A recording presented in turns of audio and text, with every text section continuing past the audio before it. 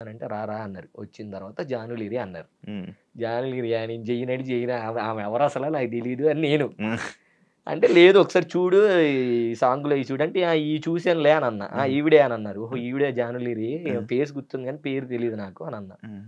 Okay. Done అని చెప్పంగాల్నే ఇంక అట్లాగా హైలైట్ ఏంటంటే తనే వచ్చి ఎవరెవరు ఉన్నారు మాస్టర్‌లు అని అడిగిందంట. హ్మ్. సో పలానా పలానా ఒక ఇద్దరు ముగ్గురు మాస్టర్‌లో నా పేరు కూడా చెప్తే ఓకే. అయితే అభి మాస్టర్‌తో చేస్తానని చెప్పేసి తనొచ్చి అడిగింది కాబట్టి పిలిచారు నన్ను. లేపోతే వేరే వాళ్ళకి ఇచ్చి అయిపోయేదది. ఆ! ఇంకా సో అడిగిన తర్వాత ఇంక అట్లాగా సెకండ్ షెడ్యూల్ నుంచి మళ్ళీ జానులిరితో హ్మ్. సాంగు స్టార్ట్ చేశాను. బట్ ఆవిడ చూస్తేనేమో స్టెప్పులు కొన్ని కొన్ని ఇలా వద్దు, అలా వద్దు అంటుంది. అబ్బాయితో డాన్స్ ఎయలేను నేను. అబ్బాయిని పెట్టొద్దు అది ఇది అంటుంది. ఆ! నాకింకా చిరాకొచ్చింది. నాకసలే చెయ్యాలని లేదు అమ్మాయితో రా సామి అంటే, హ్మ్. అమ్మాయినిచ్చారు మళ్ళీ ఈవిడేమో నాకిన్ని చెప్తుంది. ఇప్పుడు ఒక కొరియోగ్రాఫర్‌కి ఇది చేయొద్దు, అది ఇదొద్దు అని చేయదు. చెప్పకూడదన్న. అనుకోను. ఆ! ఎందుకనంటే ఆ థాట్ పోద్ది. హ్మ్.